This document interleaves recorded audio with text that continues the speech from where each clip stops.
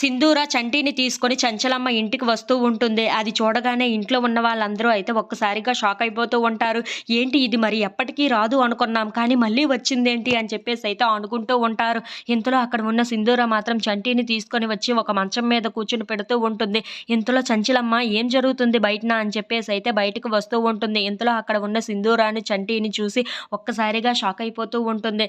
అక్కడ ఉన్న సింధూర మాత్రం ఈ ఇల్లు బయట తుడుచుకుంటూ ఏంటి ఇంత చెత్త ఉంది, కనీసం ఇంట్లో ఉన్నవాళ్ళు ఎవరూ లేరని బయట ఉన్నవాళ్ళు ఏదో కాస్త తుడిస్తే బాగుండేది కదా, ఇలానే ఇల్లుని ఉంచేస్తారా ఇంట్లో ఉన్నవాళ్ళు లేకపోతే అని చెప్పేసి అయితే అక్కడ ఉన్న వాళ్ళందరినీ చూసి తిడుతూ ఉంటుంది. అది చూసిన చంచలమ్మ మాత్రం నవ్వుకుంటూ సింధూర వైపు చూస్తూ ఉండిపోతుంది. అమ్మయ్య నా కోడలు మళ్ళీ నా ఇంటికి వచ్చేసింది, ఇంకా ఏం కావాలి, తనను రోజు చూసుకుంటే చాలు, తనతో ఎన్ని గొడవలు పడినా ఎన్ని ఏమైనా సరే తన ముఖం ఉదయాన్నే లేచి తన ముఖం చూస్తే నాకు చాలా మంచి జరుగుతుంది, అలాగే మళ్ళీ నా ఇంటికి తను వచ్చేసింది, నాకు చాలు అని చెప్పేసి అయితే అనుకుంటూ సింధూర వైపు నవ్వుతూ చూసుకుంటూ ఉంటుంది.